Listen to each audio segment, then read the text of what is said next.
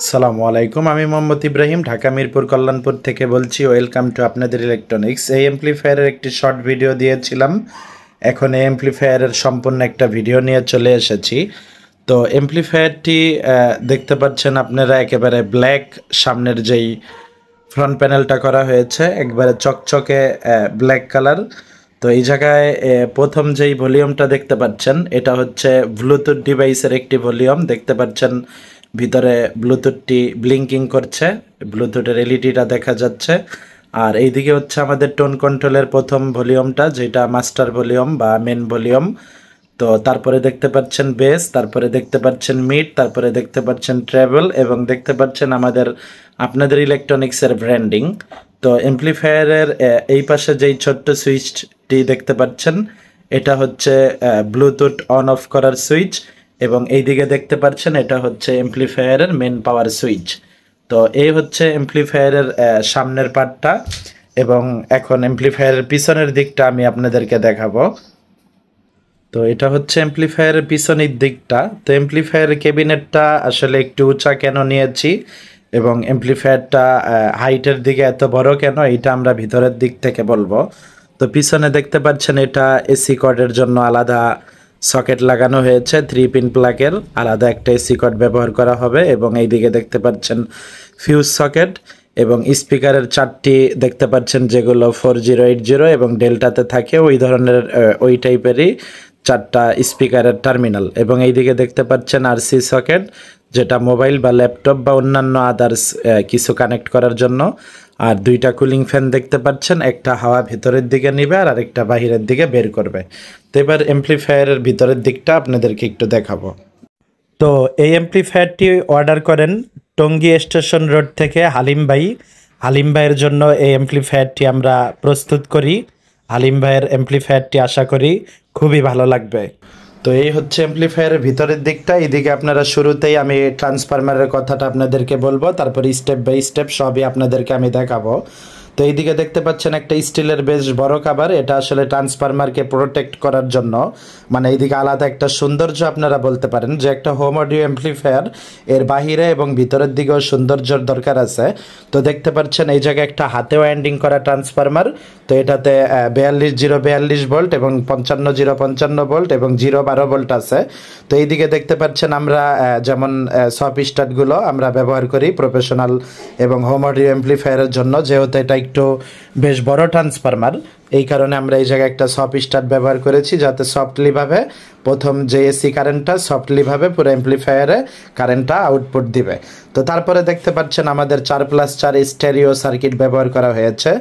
তো এটা দিয়ে ভাই 2টা 12 ইঞ্চি স্পিকার চালাবেন, এবং দেখতে পাচ্ছেন বেশ মোটা একটা শিপের হিটসিং ব্যবহার করা হয়েছে।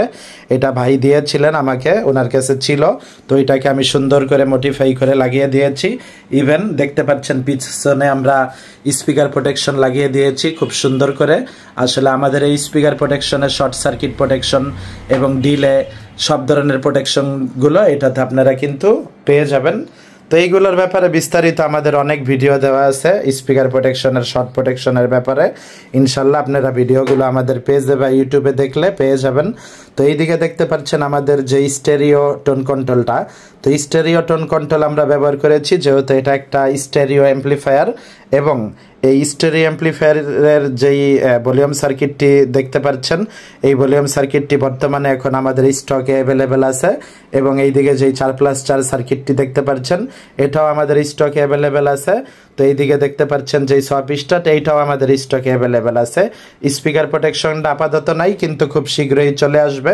তো অ্যাম্প্লিফায়ারের ভিতরেরটা দিকটা আমি দেখালাম, আর এইদিকে যেই সার্কিটটা দেখতে পাচ্ছেন এটা কাস্টমার ভাই আমাদেরকে দেয়। আসলে উনি এটাতে একটা ব্লুটুথ অ্যাড করা আছে, এবং ছোট্ট একটু আউটপুটের সেকশনও আছে, 2টা মানে 2 থেকে 2.5 ইঞ্চি যেই ছোট স্পিকারগুলো আছে ওইগুলা বাজানোর মতো, কিন্তু ওই সেকশনটা আমরা ব্যবহার করি নাই। আমরা শুধু ব্লুটুথ ডিভাইস হিসাবে এটা ব্যবহার করেছি। নীল একটা এলইডি দেখছেন ব্লিঙ্কিং করছে। তো এই ব্লুটুথটায় আমি নয়েজ পেয়েছি, হালকা সামান্য নয়েজ আছে, ওইটাতে চলে, তেমন কোনো বিষয় না, ওইটা চলে যাবে আর কি।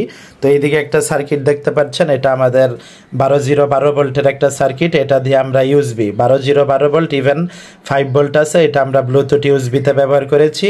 আর আমাদের যেই টোন কন্ট্রোল আছে, স্টেরিও টোন কন্ট্রোল, এই টোন কন্ট্রোলে আমরা ব্যবহার করেছি। তো মোটামুটি আপনাদেরকে আমরা এমপ্লিফায়ারের ভেতরের সব দিকটা দেখালাম। আর এইদিকে দেখতে পাচ্ছেন 2টা কুলিং ফ্যান ব্যবহার করা হয়েছে এবং কুলিং ফ্যানের সাথে অটো ফ্যান কন্ট্রোল সার্কিট দেওয়া হয়েছে। তো অটো ফ্যান কন্ট্রোল সার্কিটটা আপাতত স্টকে নাই, আমরা এটা স্টকে আনার খুব দ্রুত চেষ্টা করছি। আর 2টা ফ্যান দেখতে পাচ্ছেন, এটা ভিতরের দিকে হাওয়া দিবে, এটা ঠান্ডা হয়ে যাবে। ইভেন এই দিক থেকে আবার হাওয়াটা পাস হয়ে পিছন দিক থেকে এই ফ্যানের মাধ্যমে বের হয়ে যাবে। তো এটা যখন 80 ডিগ্রি সেলসিয়াসে যাবে তখন এই অটো ফ্যান কন্ট্রোলটা চালু হবে।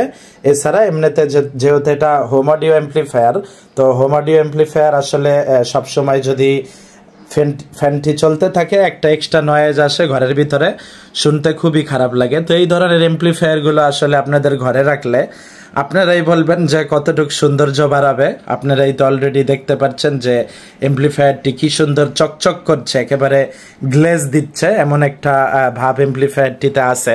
তো অ্যাম্প্লিফায়ারের বিস্তারিত সব কিছু আমি ভিতরের দিক থেকে আপনাদেরকে দেখিয়ে দিলাম। তো অ্যাম্প্লিফায়ারের কেবল ম্যানেজমেন্ট আপনাদের কাছে কেমন লেগেছে?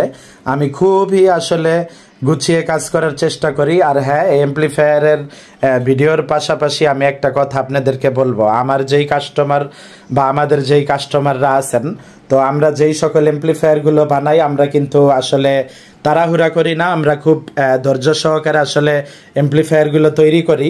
তো যারাই আমাদেরকে কাজ দিবেন অবশ্যই একটু সময় হাতে নিয়ে কাজ দিবেন। যদি আপনাদের তাড়াহুড়া থাকে তাহলে আমাদেরকে কাজ আপনাদের ওইভাবেই দিতে হবে। যদি আমরা ফ্রি থাকি, হ্যাঁ, যদি আমাদের হাতে তেমন কাজ না থাকে, তো এইটা হয় না, সবসময় আমাদের হাতে কাজ থাকে। আমাদেরকে কাজ দিলে একটু খেয়াল রাখবেন, সময় দিতে হবে, কারণ যত গুড় তত মিষ্টি একটা কথা আছে।